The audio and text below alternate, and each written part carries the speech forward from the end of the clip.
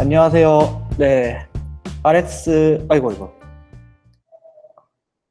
스위프트 이용할 콜백 지옥 탈출하기라는 주제로 발표하게 된 안정민입니다. 네, 닉네임 민소네라고 쓰고 있고요. 네, 오늘 중으로 오늘부터 백수 1일 차인 거고요. 시작하겠습니다. 기본적으로 iOS 같은 경우도 콜백 지옥에 항상 헤매게 돼요. 네, 보이는 것처럼 어싱크 펑션 1, 2, 3, 4, 5 쭉쭉쭉 가게 돼요. 네. 그래서 이런 iOS 개발에서도 항상 이런 문제 때문에 문제가 많은데요. 그래서 iOS 개발자도 다른 개발자들 마찬가지로 콜백 지옥이었고요. 그리고 이런 콜백 이제 하면서도 스레드 전환을 해야 되고요. 네. 그리고 네트워크 작업이나 많은 큰 규모의 작업들은 백그라운드 스레드에서 작업해야 되고, 그다음 그거가 끝난 결과를 결과 받아서 이제 메인 스레드 반영해야 되고, 이렇게 하기 때문에 이런 콜백 지옥을 많이 겪게 되고 스레드 전환도 해야 돼요. 그래서 콜백 지옥을 어떻게 해결해야 되냐라고 하는데, 이제 애플에서 작년 2015 WWDC에서 발표했던 Advanced NS Operations라는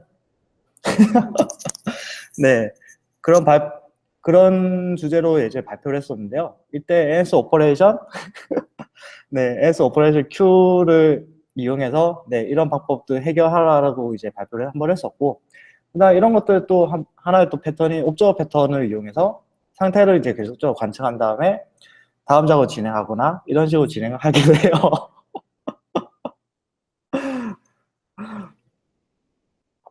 네.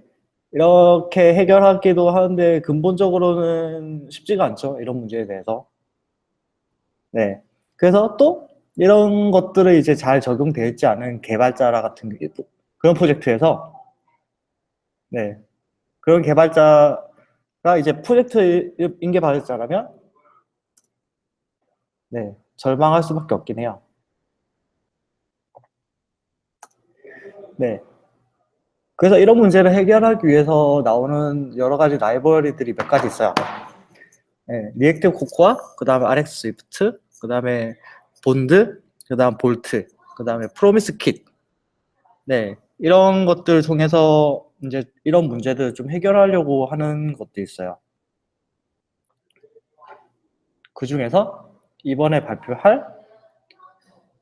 저는 이제 이 중에서 RX 스위프트 이용해서 그런 문제를 좀 많이 해결을 하려고 노력했고, 사이드 프로젝트에 적용을 해서 좀 쉽게 풀어나가긴 했어요. 그래서 일단 RX 스위프트 들어가기 전에 먼저 시나리오를 하나 볼 거예요.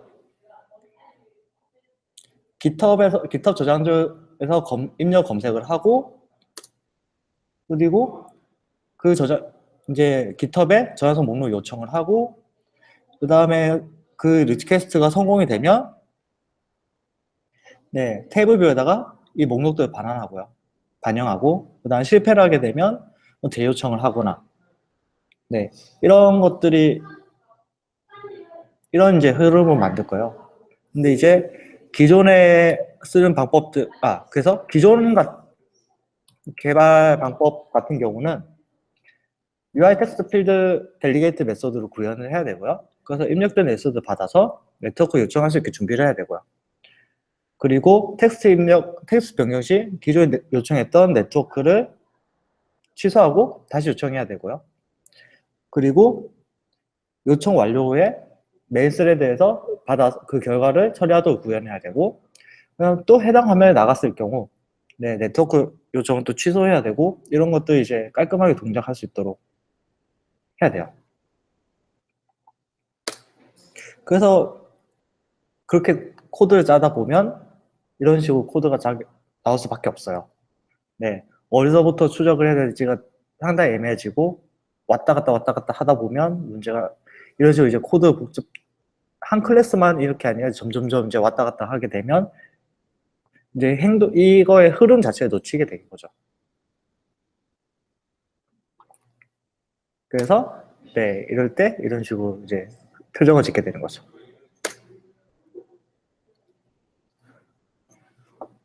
여기까지 잘 들리나요?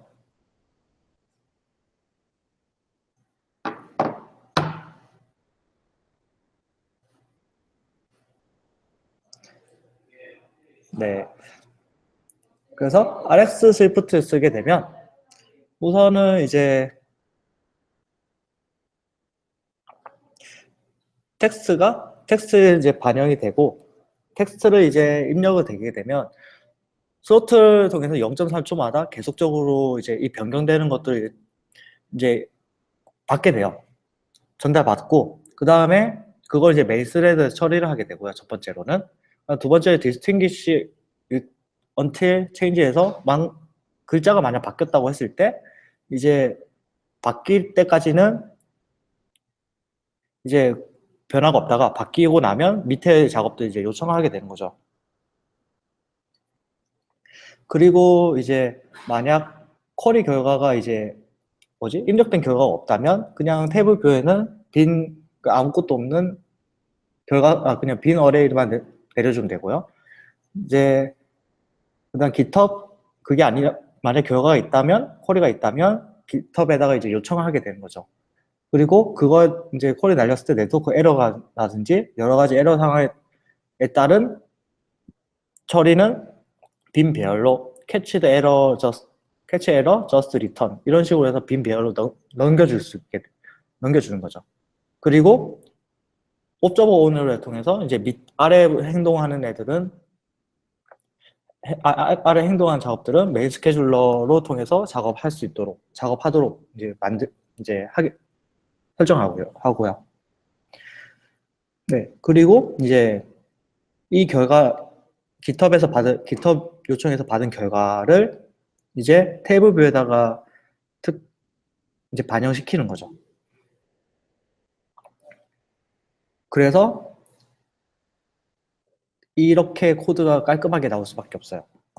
그리고 이 한 블럭에서 모든 코드 자체가 어떤 흐름을 갈 건지 어떻게 처리해야 될 건지 이런 것들이 한눈에 볼 수밖에 없고요.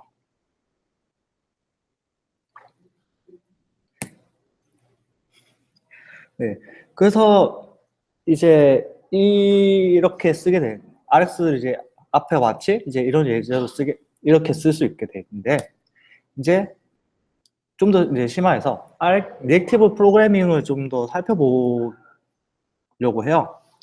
그래서 리액티브 프로그래밍 같은 경우는 일단 이제 비동기화, 이벤트 기반의 데이터 스트리밍을 옵저버블 시퀀스로 변환해서 개발하는 프로그래밍이라고 해요. 그래서 스프레시트가 보통 대표적인 리액티브 프로그래밍의 예제로 많이 설명을 많이 하는 편이에요. 그래서 스프레시트에서 A와 B A에 1, B에 2를 넣고 이제 C에는 sum 해서 A1, B1의 이제 합산을 구하면 이제 3이 나오는데 만약 A1의 값을 바꾼다면 이제 C 결과도 바뀌게 돼요. 네, 우리가 항상 보던 엑셀이 그런 식으로 되는 거죠. 그래서 이런 거는 리액티브는 옵저버 패턴을 근간으로 하고요. 그래서 옵저버라는 이제 녀석이 데이터를 제공을 하면 소비자라고 이제 해서 서브스크라이버가 그 상태를 구독을 받아요. 그래서 1이 들어왔을 때 만약 B의 값이 뭐 0이라고 처음에 했다면 이제 C 같은 경우는 썸을 거쳐서 1이 되고요. 그 다음에 B 같은 경우는 B가 이제 입력이 들어오면 1이 이미 들어왔었기 때문에 3이 들어가게 되고요. 그리고 A가 이제 값이 1에서 4로 바뀌었으니까 다시 이제 데이터를 제공하게 되면 이제 6이 이제 기존의 B의 2와 2를 통해서 이제 썸 통해서 6이 되고요. 이런 식으로 생산자 A와 B가 데이터를 밀어 넣으면 이제 C가 소비자 역할을 해서 이거를 상태를 이제 변화를 받게 되는 거죠.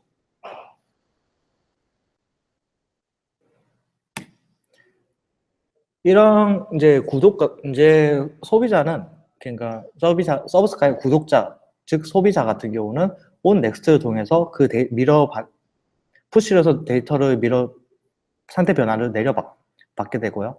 받아 처리를 하게 되고 그다음 그런 것도 상태 변화 끝난다고 했을 때 온 컴플리트가 이제 호출이 돼요. 그리고 만약 네트워크 에러라든지 뭐 여러 가지 특정 상황에 따라서 에러가 발생한다면 온 에러로 해서 처리할 수 있게 돼요.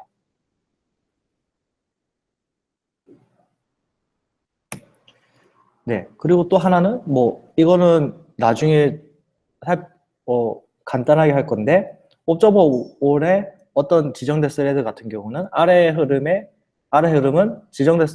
이 지정된 스레드로 동작을 한다라는 이제 메소드고요.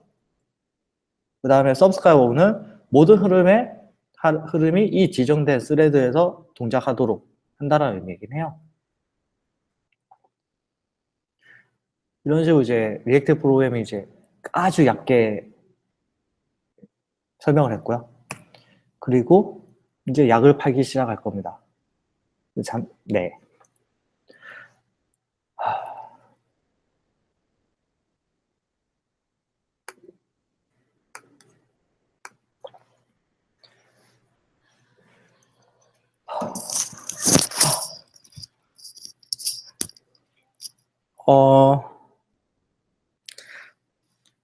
발표하는 게 참 어렵네요. 네. 제일 첫 번째로, 잠시만요. 잠깐만요. 폰트요? 이게, 코드, 이거요? 이거 스코트.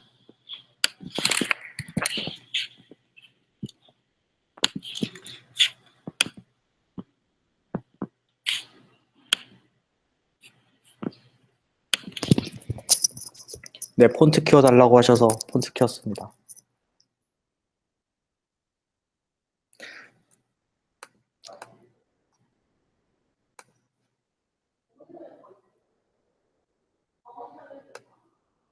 더 안 나와요?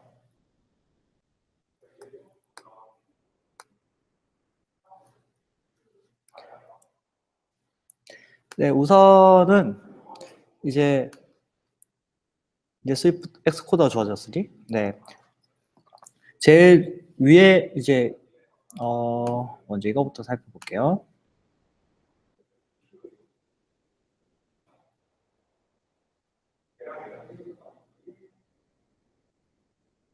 잠깐만 컴파일을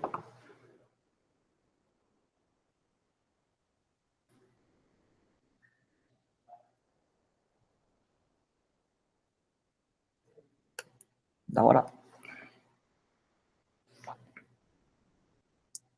네. 먼저 플러스 버튼과 마이너스 버튼이 있어요. 플러스 버튼과 마이너스 버튼이 있고 플러스 버튼 누르면 여기 있는 0이 증가가 될 거고요. 그 다음 마이너스 버튼을 누르면 네, 마이너스 1, 마이너스 2, 다시 할게요. 플러스 버튼 누르면 플러스 1씩 계속 증가를 하게 되고요. 그 다음 마이너스 누르면 마이너스 1씩 계속 감소가 돼요. 네. 이 기능을 하는 이제 거를 만들어 볼 건데 먼저 버튼 1과 버튼 2에 대해서 이런 식으로 이제 선언을 하고 네, 이 부분까지는 뭐 그렇다 이제 아실 거라고 믿고요. 그리고 이제 우리가 버튼을 눌러야 되잖아요. 그래서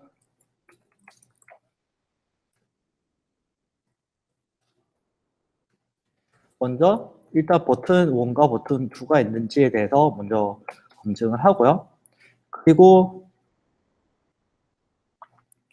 버튼 1을 눌렀을 때 대해서 플러스 1이 돼야 되고 그 다음에 버튼 2가 눌렀을 때 마이너스 1이 계속 증가돼야 돼요. 그래서 네, 탭 뭐 이런 식으로. 몰라. 네. 그래서 버튼 1을 누르면, 버튼 1을 누르면 그 값이 1이 이제 반환이 되고요. 그 다음 버튼 2를 누르면 마이너스 1이 반환이 되도록 돼 있어요. 그리고 이들에 대해서 관측을 하고, 그 다음에 이제 머지란 녀석을 통해서 이제 이런 옵저버블을 이제 합치게 돼요. 그리고 쉐어드 리플레이를 통해서 이 옵저버블, 이런 것들을 공유를 하게 되는 거죠. 그러면 우리는 이제 탭을 이제 버튼을 누르게 되면, 네. 네. 버튼을 누르게 되면, 그것, 이제 1이, 이제 플러스 버튼 누르면 1이 되고, 이제 마이너스 버튼 누르면 마이너스 1이 되니까, 그래서 그 클릭을 하게 되면 그 상태를 이제 구독을 받게 돼요. 서브스크라이브를 통해서 구독을 이제 받게 되는데, 상태를. 이러한 결과를 이제 베리어블이라는 녀석으로 이제 타입을 된 이제 탭 썸에다가 값을 이제 넣을 거예요. 이제 그래서 계속적으로 플러스가 되거나 계속적으로 마이너스가 되겠죠. 네, 이런 상태를 이제 구독해서 값을 계속 바꿔주게 돼요. 바꾸게 돼요. 그리고 나서 이제 또 하나는, 아이고 어디 갔지?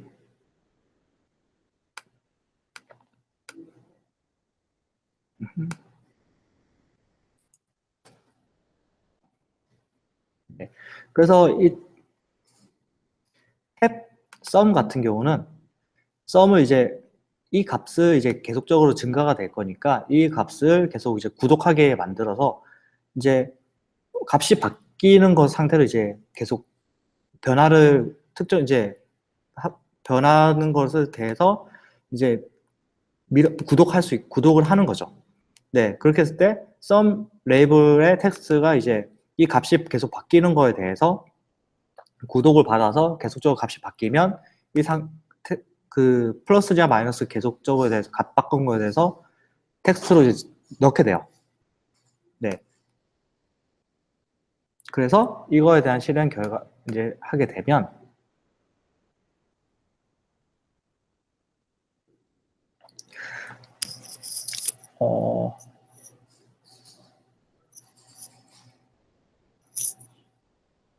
혹시 여기서 뭐지? 더 어려운 거나 있으면 말씀해 주세요. 플러스를 버튼 누르게 되면 계속적으로 증가하게 되고요. 그리고 마이너스 버튼 누르면 계속적으로 감소하게 돼요. 네. 그리고 플러스 버튼 증가하게 되고요. 예전 같았으면 탭에 add 타겟으로 해서 특정 메소드를 넣고 그것들을 이제 거기에서 모든 걸 처리했어야 되는데 지금 같은 경우는 이 부분 구독하는 거나 이런 거 탭 클릭했을 때 대해서 뭔가 구독을 하거나 아니면 값이 바뀌었을 때 대해서 구독을 하거나 이런 식으로 했을 때 상태가 뭔가 UI적으로 바뀌거나 이런 식으로 할 수가 있게 되는 거죠. 네, 그래서 Rx를 쓰게 되면 좀 더 코드가 깔끔해지거나 이런 식으로 이제 뭐 누가 봤더라도 코드의 흐름을 알 수가 있게 되는 거죠. 네. 두 번째로 예제 좀 넘어가 볼게요. 두 번째 예제 같은 경우는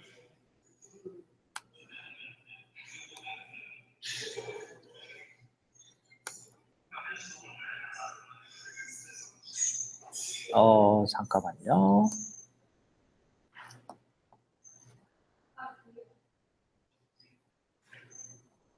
맥북 에어니까 컴퓨터가 느리네요. 네.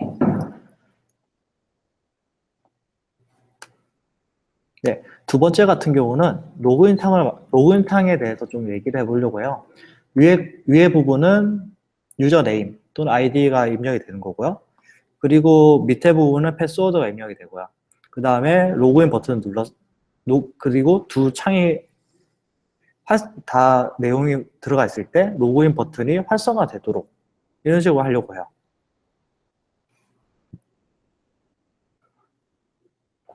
그래서 이제 두 번째 화면으로 넘어가 볼게요.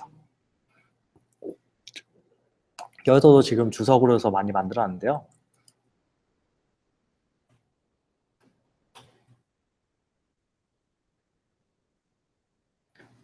우선은 먼저 로그인 버튼이랑 로그인 버튼 색깔을 백그라운드 색깔을 레드로 바꾸고요. 그 다음에 그거 이제 인터랙션 같은 경우는 펄스로 해서 이제 버튼 클릭이 되지 않도록 이런 식으로 하려고 해요. 네. 그리고 이제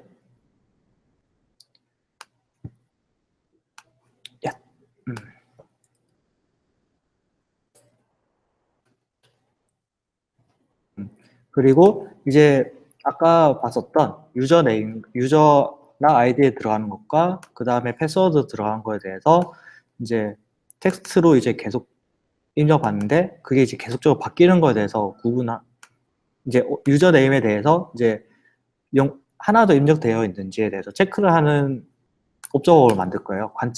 상태를 이제 계속 관측해서 상태 변화 이제 만들어서 상태 변화를 하는 거죠. 넘겨주는 거죠. 그래서 유저 네임 텍스트 필드에 뭔가 데이터가 바뀌었는지 계속 확인을 하고요. 그 다음에 바뀌었는지에 대해서 구분을 하게 되고요. 그 다음 0.3초마다 이것들에 대해서 확인을 하고 그 다음에 메인 스케줄러로 이런 것들 이제 작업을 동작하도록 해요. 그리고 맵이라는 녀석을 통해서 지금 현재 캐릭터 카운터가 그러니까 유저 네임에 몇 글자가 들어가 있는지 이제 확인을 해서 0보다 만약 한자도 있다고 한다면 지금 이 유저 네임 필드는 네, 유효하다라고 이제 할 거고요. 그리고 패스워드도 마찬가지긴 해요. 패스워드도 이런 식으로 들어가 있구나. 네, 패스워드도 마찬가지로 동일하게 들어갈 거예요. 네, 이 두 개가 이제 밸리드 유저 네임과 패스워드에 대해서 이제 유효한지에 대해서 이제 체크를 하고요.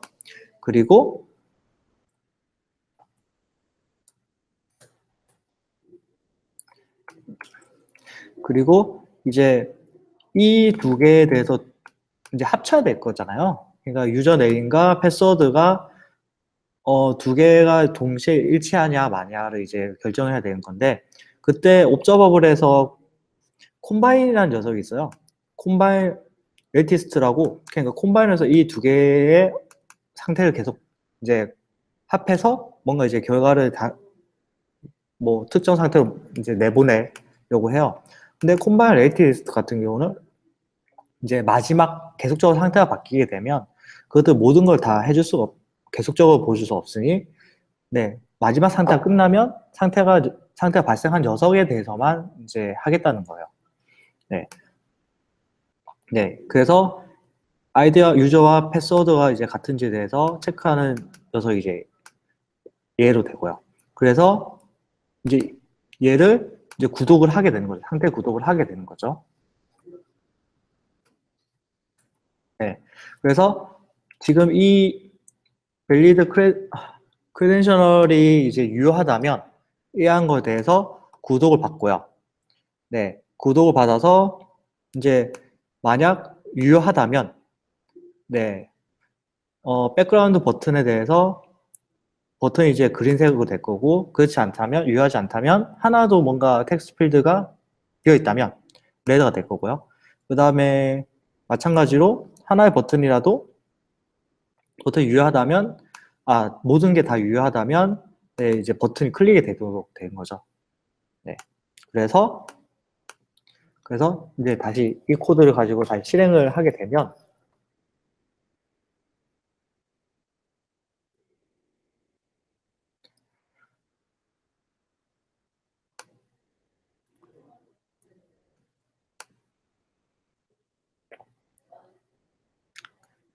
네, 그래서 지금 모든 필드에 대해서는 데이터가 비어있기 때문에 네, 일단 첫 번째 이제 처음에 우리가 얘기했던 네, 백그라운드 컬러에 레드하고 그 다음에 버튼 클릭이 되지 않게 하죠.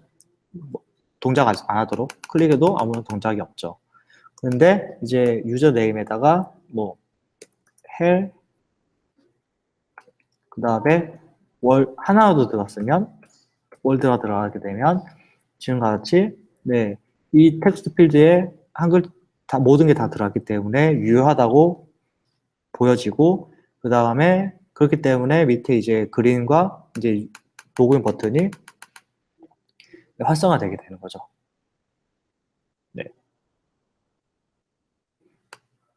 그리고 이제 세 번째로 넘어가려고 해요. 뭐 일단 그 전에 우리가 이렇게 예전 같았으면 이런 방식으로 코드를 앱을 제공하는 방식을 못했을 텐데 그렇지 않기 때문에 더 쉽게 뭔가 행동 흐름을 알 수가 있게 되는 거죠. 이제 세 번째로는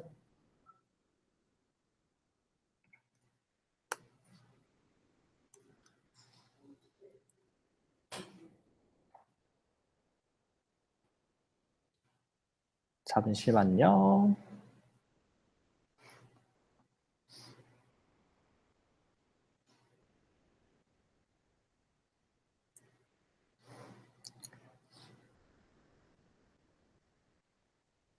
네.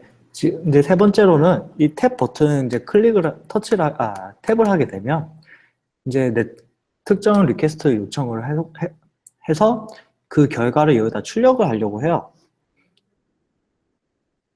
네. 그래서 우리가 테스트 하려고 하는 코드는 테스트,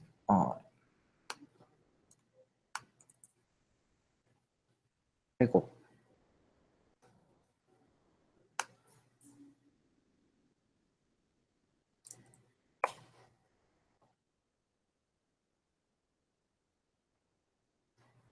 네.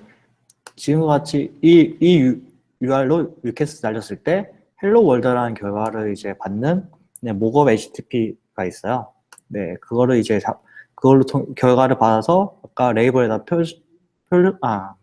출력하려고 해요. 그래서 이제 그렇게 하기 전에 이제 우리 전제 조건은 네트워크 요청 같은 경우는 백그라운드 스레드에서 그리고 그다음 UI 변경 그 결과를 받아서 화면에 뿌려준 거는 메인 스레드에서 하려고 해요. 그래서 먼저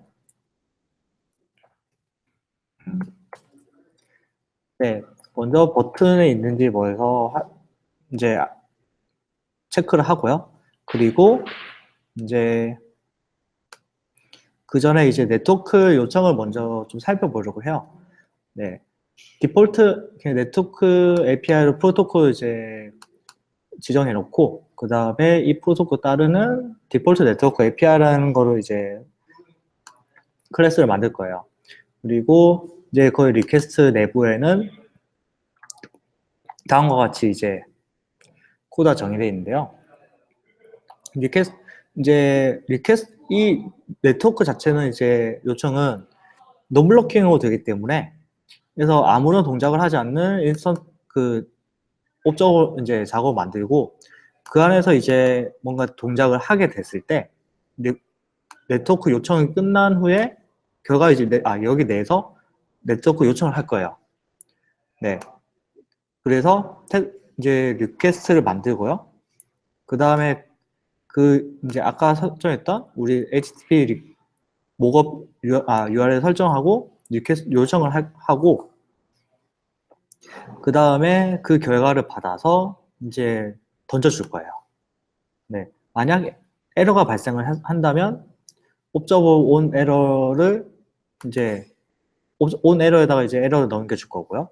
그 다음에 결과 받으면 넥스트로 해서 결과를 이제 넘겨줄 거고 할 거예요. 그래서 네트워크는 이런 식으로 이제 동작하게 되고요. 그리고 이제 이 버튼을 터치를 하게 되면 이제 버튼은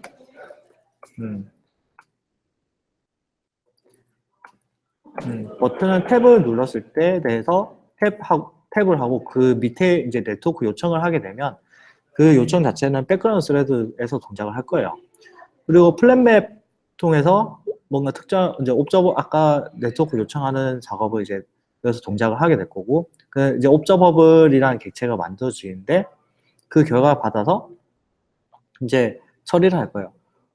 뭐 비동기 작업이나 이런 식으로 할 때는 플랫맵을 통해서 뭔가 옵저버블을 이제 반환하는 형태로 이제 작업을 많이 해요. 할 수밖에 없고. 네. 그리고 그 다음에 아래 작업들은 네, 메인 스케줄러를 통해서 아이고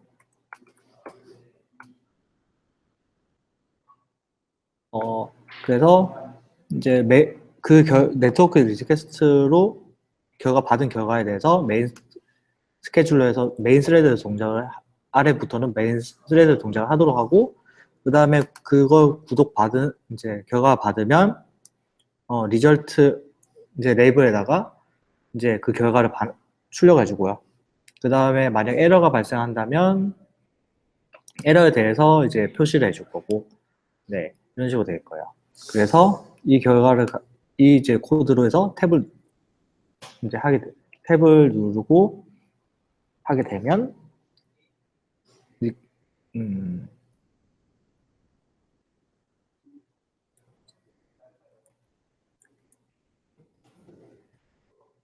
그래서 탭을 누르게 되면 네트워크 요청에 가서 헬로 월드라는 결과를 받아서 출력을 하게 돼요.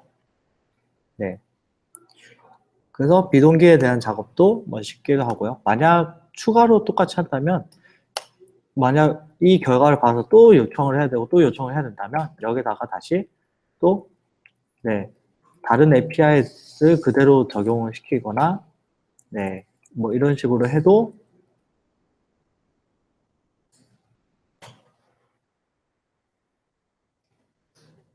요청 자체가 계속적으로 이제 받고 그거에 대한 결과를 또 받아서 다시 또 요청하고 이런 흐름 자체가 이제 되는 거죠. 그래서 네, 지금 같은 경우는 뭐 같은 결과지만 이런 식으로 이제 하게 되는 거죠. 네, 그래서 이제 만약 네트워크 즉 미통기에 대한 작업 같은 경우는 이런 식으로 이제 작업을 했을 때 네, 탭을 누르고 그 다음에 네트워크 요청을 하고 그거에 대한 결과를 받아서 어떻게 처리한다 라고 이제 모든 게 한 블럭 이 내에서는 흐름 네, 어떻게 되는지 이제 볼 수가 있는 거죠. 네, 그래서 좀 이르긴 하지만 네, 데모는 여기까지고요. 그리고 질문 받습니다. 네, 참고자는 리액트 XIO 공식 홈페이지고 그 다음에 모비코님 티스토리 쪽에서 도움 많이 받았고요. 네, 너무 빨리 끝나긴 하는데 혹시 질문 있으시면 네, 부탁드리겠습니다.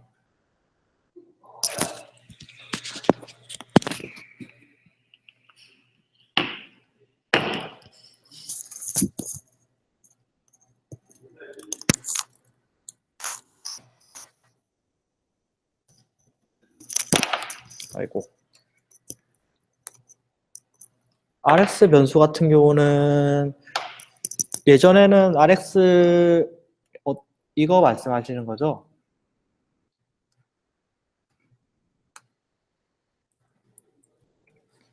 네.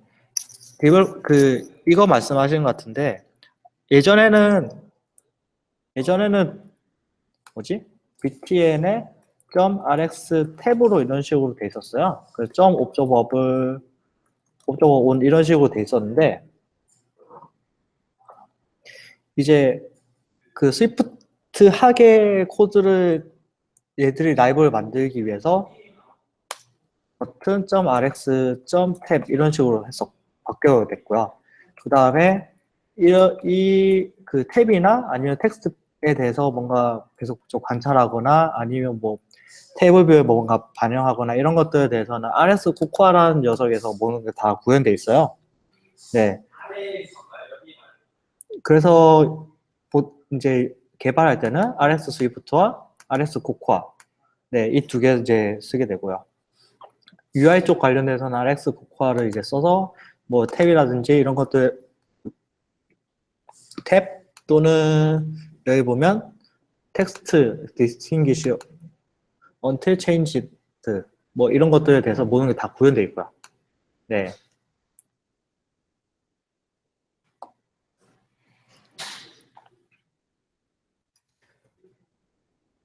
어, 자체 언어에 대해서 자체적으로 개선된 부분 안에 저는 아직 못 찾긴 했어요. 그러니까 지금 뭐 저도 원래 RX 2.2에서 있다가 3.0을 이번에 퇴사하면서 스위프트 3으로 넘어간지라 그까지는 살펴보지 많이 못하게 했는데 언어적인 측면보다는 스위프티하게 코드 작성하게 좀 만들었다고 알고 있어요. 네. 그래서 언어 자체를 개선한 부분은 지금 자체는 모르겠고요. 네. 저는 알기로는 스위프트하게 다시 리디자인했다라는 정도로 알고 있어요. 그리고 플로니 같은 경우 널이나 릴 들어왔을 때 처리는 어떻게 하세요라고 물어봤을 때 만약 널인 케이스에 대해서는 에러로 처리를 하거나 아니면 뭐 널 들어왔을 때는 뭐 널이나 닐 들어왔을 때는 그 값을 뭐 에러 처리하거나 이런 식으로 하게 되고요. 아니면 그냥 빈 배열 뭐 이런 식으로 처리도 해도 되는 거죠. 네, 뭐 그렇게 되고요. 뭐 잘못된 뭐 빈 결과 뭐 이런 것들에 대해서 어떻게 처리할지는 따로 이제 뭐 정해서 작성하면 될 것 같고요.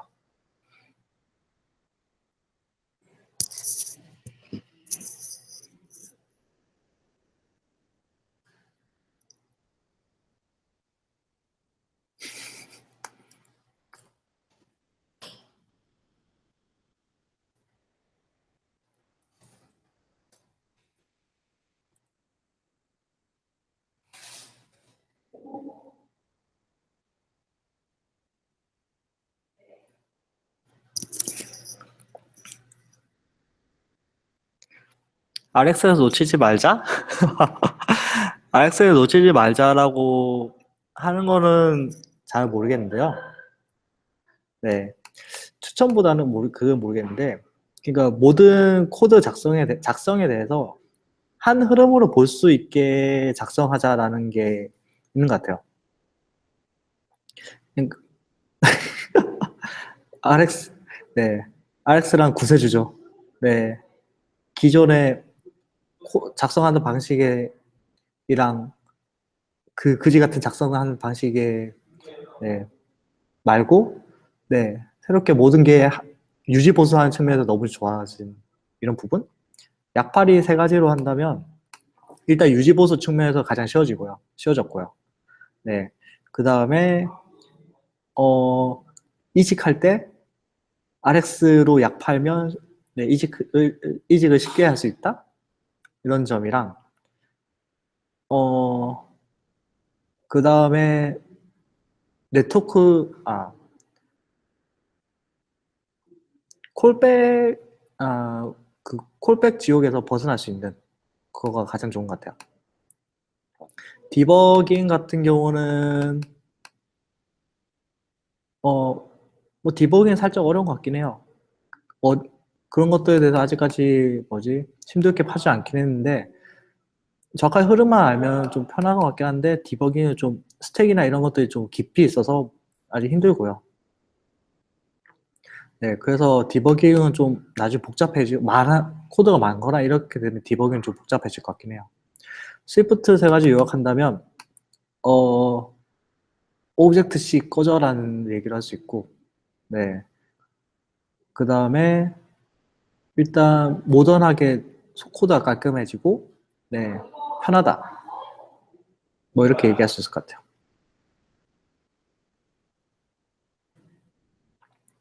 잠깐 지금 55분인데?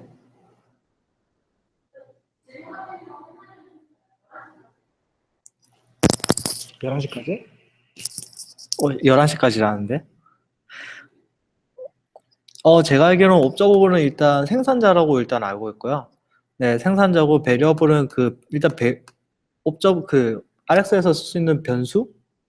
네, 변수로서 해가지고 그거 값을 가지고 있는 역할로 되고요. 보는 걸 알고 있고요. 그거를 이제 베리어블의 에즈 옵저버블을 통해서 이제 이 값들을 이제 계속적으로 바뀌는 거에서 관측할 수 있게 이런 식으로 이제 할 수 있도록 하는 걸 알고 있어요.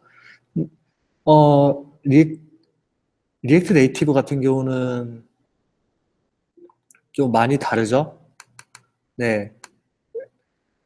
근데 리액트랑 리액티브 X랑은 다르니까, 네. 그거에 대해서는 저도 확실히 잘 모르고 있고요. 그 다음에,